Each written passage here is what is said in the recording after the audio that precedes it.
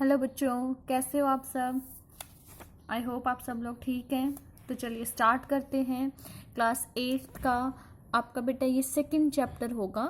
आपका first chapter ख़त्म हो चुका है। चैप्टर सेकंड है आपका फ्रिक्शन। आपने फ्रिक्शन वर्ड पहले भी सुना है ना, जो आपने लास्ट क्लास में टाइप ऑफ फोर्सेस पढ़े थे। तो उसमें आपके पास एक कॉन्टैक्ट फोर्स आया था। क्या आया था बेटा? Contact force. और कॉन्टैक्ट फोर्स के फिर आपने दो पार्ट बताए थे। एक था आपका मस्कुलर फोर्स और एक था आपका फ्रिक्शन। इसको बहुत बार फ्रिक्शनल फोर्स भी बोल देते हैं। ठीक है, तो चलिए पहले हम लास्ट चैप्टर का रिवाइज कर लेते हैं। ठीक है, क्योंकि वो इसमें यूज भी होगा और वो इम्पॉर्टेंट। सबसे पहले आपने फोर्स पढ़ा था। फोर्स क्या था बेटा? कि किसी पुल और पुश को हमने क्या बोला था? फोर्स बोला था। ठीक है, फोर्स के साथ साथ हमारे पास क्या चीजें थी बेटा? Effect of force. कि उस फोर्स की वजह से उस ऑब्जेक्ट के ऊपर, उस बॉडी के ऊपर क्या इफेक्ट आएंगे। तो हमने उसको मेनली दो कैटेगरी में बांटा था। फर्स्ट था आपका चेंज इन स्टेट, कि उसकी स्टेट में चेंज आ जाएगा। नेक्स्ट था बेटा चेंज इन शेप, किस में चेंज आएगा? उसकी शेप में चेंज आएगा। आपने इसके बहुत सारे एग्जाम्पल्स भी किए हैं। देखिए, चेंज इन स्टेट को हमने फर्दर दो कैटेगरीज में डिवाइड किया था। हमने कहा था मान लो कोई ऑब्जेक्ट इनिशियली किस में है? रेस्ट में, और रेस्ट से वो कहाँ जा रहा है? मोशन में। तो हमने कहा था उसकी किस में चेंज आया? उसकी स्टेट में चेंज आया है। रेस्ट से मोशन में जाना। जैसे आपके पास एक बॉल है, इस बॉल को अगर आप मोशन में लेके आना चाहते हैं तो इसके ऊपर क्या लगाना पड़ेगा? फोर्स लगाना पड़ेगा। मीन्स ये बॉल है, बॉल पे आपने फोर्स लगाया, वो पहले रेस्ट में थी और अब किस में आ गई? मोशन में। तो देखो, रेस्ट का मतलब आप ये कह सकते हो बिल्कुल रुकी हुई, तो इसका मतलब स्पीड कितनी हो गई बेटा? 0। और जब तुमने फोर्स लगाया और वो मोशन में आई तो उसने कुछ ना कुछ स्पीड को तो क्या किया? गेन किया। तो मैं ये कह सकती हूँ कि आपने इसकी स्पीड को क्या कर दिया बेटा? इंक्रीज कर दिया। अच्छा, नेक्स्ट देखिए, मोशन से रेस्ट में आना। मोशन से रेस्ट में आना, जैसे अब देखो ये बॉल मूव कर रही है और यहाँ पे आपका दूसरा दोस्त खड़ा है और वो इसको स्टॉप करना चाहे, तो मोशन से रेस्ट में आना। तो देखो ये बॉल चल रही थी, तब तुम इसको पकड़ने की कोशिश करोगे तो ये रुक जाएगी बेटा। तो मोशन से रेस्ट में आना मतलब स्पीड धीरे धीरे क्या हो रही है? डिक्रीज हो रही है।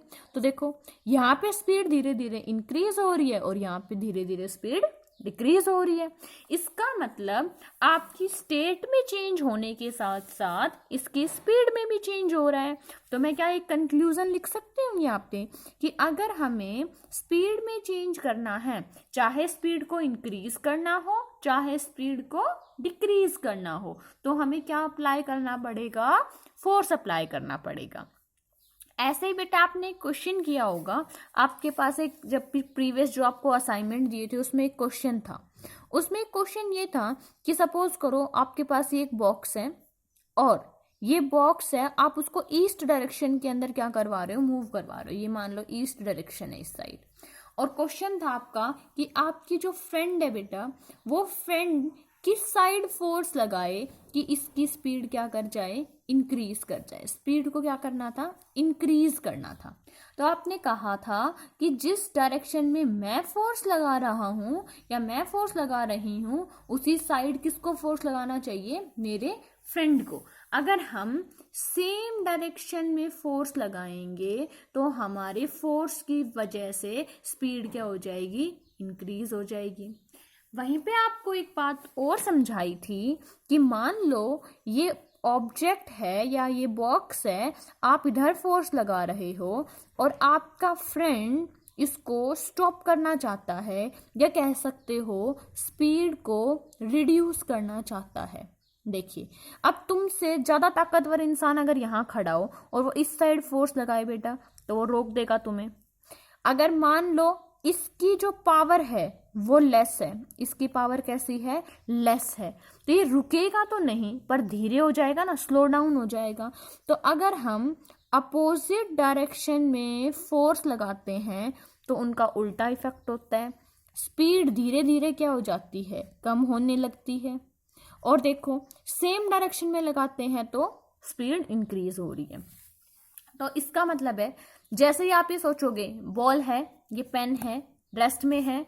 अब देखो यहाँ पे पेन रेस्ट में है, अगर ये साइड मूव कर रहा है इसका मतलब इसके ऊपर कोई फोर्स लग रहा होगा जिससे ये मूव कर रहा है। ठीक है, जैसे देखो ये इसी यहाँ पे इधर मूव करता हुआ आ रहा है, अब मैं इसको रोकना चाह रही हूँ तो मैंने इसको इधर आ रहा था और मैंने किधर फोर्स लगाया, अपोजिट लगाया। ठीक है, तो अब हम एक और एग्जाम्पल लेते हैं बेटा। एग्जाम्पल है कि बॉल है आपके पास, उसको आपने थ्रो किया किसके ऊपर, ग्राउंड के ऊपर। आपने थ्रो किया, उसके ऊपर एक फोर्स लगाया, ये बॉल यहाँ पे थी, ये रुकी हुई थी, आपने इसके ऊपर क्या लगाया, फोर्स लगाया और ये ऐसे मूव करने चली गई। ठीक है, तो इसका मतलब आपने फोर्स लगा के इसकी स्टेट में क्या कर दिया, चेंज कर दिया। आपने फोर्स लगा के इसको छोड़ दिया। अब देखो after some time it will stop. ये क्या हो जाएगी बेटा, स्टॉप हो जाएगी बिल्कुल ही। ठीक है, अच्छा अब देखो सेम बॉल है, आपने बॉल वही ली और आप ही फोर्स लगा रहे हो यहाँ पे भी, और इस बॉल को कहाँ भेज रहे हो, आगे भेज रहे हो। ये क्या करेगी, स्मूथ सरफेस है, ये क्या था, ग्राउंड था। स्मूथ सरफेस पे भी क्या करेगी, ये स्टॉप तो करेगी बेटा, लेकिन it travel large distance, it travels long distance compare to ground. अब आपको देखो पहले ये बॉल रेस्ट में थी, रेस्ट से मोशन में गई, मतलब बॉल की स्टेट में चेंज हुआ।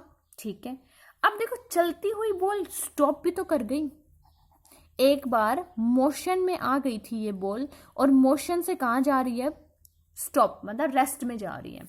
इसका मतलब कोई तो फोर्स है ना, मतलब कोई तो फोर्स है जो क्या कर रहा है, बॉल को स्टॉप कर रहा है।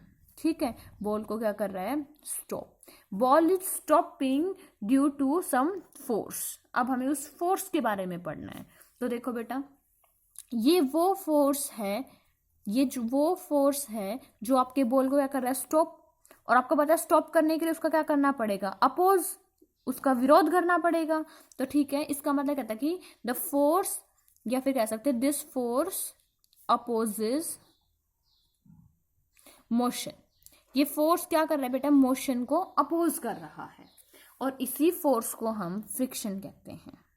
तो अब हम फ्रिक्शन की डेफिनेशन तक पहुंच गए कि फ्रिक्शन एक फोर्स है। क्या है, ये तो आपको पहले पता था, कॉन्टैक्ट फोर्स है, जो क्या करता है, मोशन में जो चीज होती है उसका अपोज करता है। अब जैसे एक एग्जांपल देखिए, अब मान लीजिए ये बॉल है, आप इसको इधर चलाना चाह रहे हैं। ठीक है, सॉरी ये बॉक्स आप इसको इधर मूव करवाना चाह रहे हैं, तो यहाँ पे एक सरफेस पे रखी हुई है।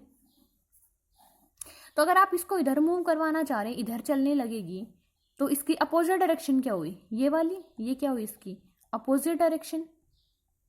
तो अपोजिट डायरेक्शन में क्या लगेगा, फ्रिक्शन। क्या लगेगा, फ्रिक्शन। तो आप कह सकते हो अगर ये ईस्ट डायरेक्शन है तो ये डायरेक्शन कौन सी होगी, वेस्ट। आप फोर्स अप्लाई कर रहे हो बेटा कौन सी डायरेक्शन में, ईस्ट डायरेक्शन में। और जो फ्रिक्शन है वो कौन सी डायरेक्शन में लग रहा है, वेस्ट डायरेक्शन में, अपोजिट लग रहा है। सिमिलरली इसी एग्जाम्पल में उल्टा कर देते हैं, आप फोर्स लगा रहे हो और ऑब्जेक्ट मूव कर रहा है कौन से डायरेक्शन में, वेस्ट डायरेक्शन में।